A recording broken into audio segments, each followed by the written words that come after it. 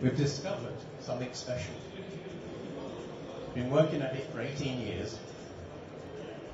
Who sets goals? Who sometimes doesn't achieve their goals? You've got thousands of different goal-setting techniques, and they all don't really work because they're all left-brained. If you see the young lass going clockwise, you're typically left-brained. If you see her going anti-clockwise, you're typically right-brained. The trick is being both. People that achieve things do it backwards, and they use their unconscious, not their conscious, to achieve things. The harder you consciously try to do something, the more difficult it gets.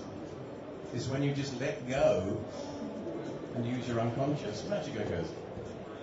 So we want you in 30 minutes to experience that. Is that okay? Good. I've got a friend in the audience. 1 more minute, 60 seconds, and then we begin.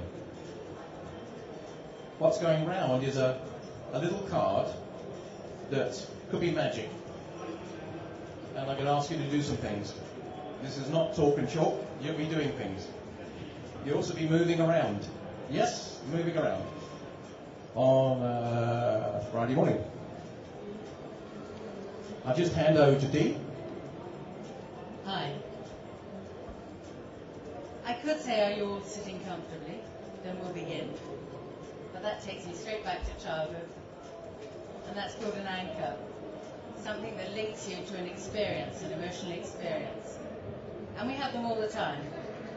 And some of them are useful and some of them are not useful. The ones that are useful we call empowering, the ones that are not are limiting. And what we didn't know until 18 years ago is you can change them. And you can take ownership. And a lot of what we do is based on NLP, neuro-linguistic programming.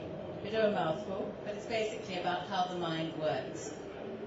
And its applications go everywhere the mind goes. Not about the brain, it's about how the mind works.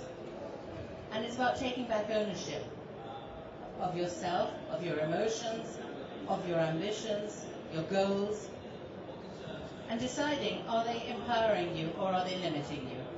And if you're doing things that are limiting you, you can change them.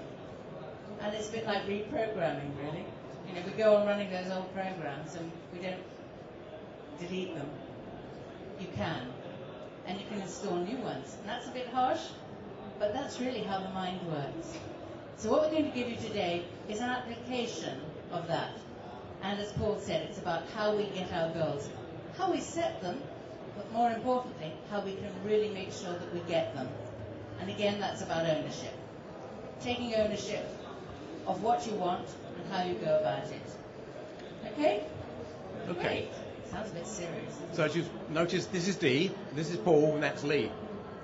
So we're about helping you achieve your potential. We're about modelling success. The essence of our work is modelling people that achieve things and how do they do it. Where do they do it? When do they do it? How do they do it? How do they use their body, their words, their voice? Inside their head, how do they manage their strategies? There's 5 basic strategies inside the head. How do we learn? How do we motivate ourselves? How do we create things? How do we make decisions? And how do we convince ourselves? Those 5 strategies are independent of content. Independent of content. Once you can discover your strategies, you can apply anywhere in your life. So, here comes the flip chart. So let's begin. Let's begin. So most of us are on a journey from now, the present situation, to the desired outcome. You've got your bits of paper, turn it around.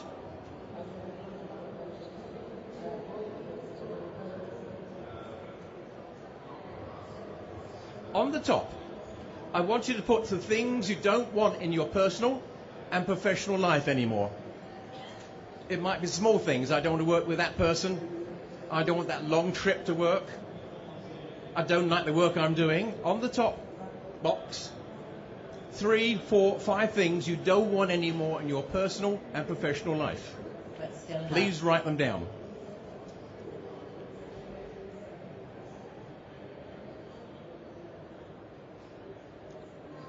So these are things you don't want anymore. They might even be stress. They may be concrete things. It may be your husband. So take a moment to write at least 3 things you don't want anymore in your life.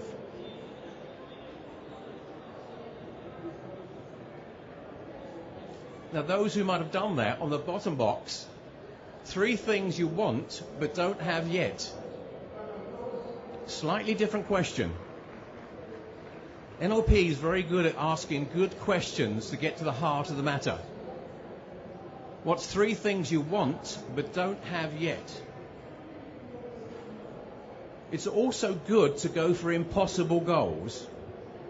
Who can drive? Do you remember the very first time you got in the car?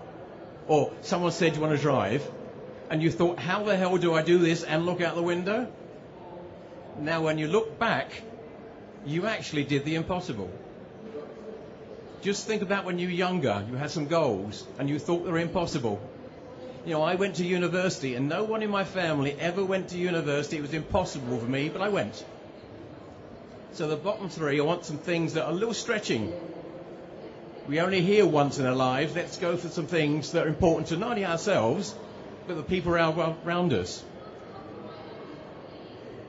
Whilst you're doing that, Lee's a very well-known dancer, and a bit of Michael Jackson whilst you're doing that.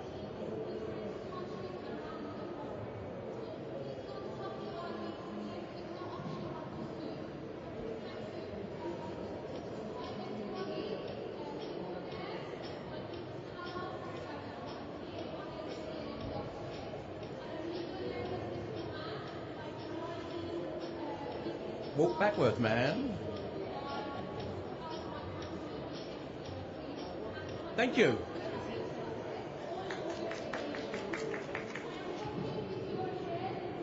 So what is it about success that's something to do with moonwalking and going backwards? What could it be? This is what we've discovered.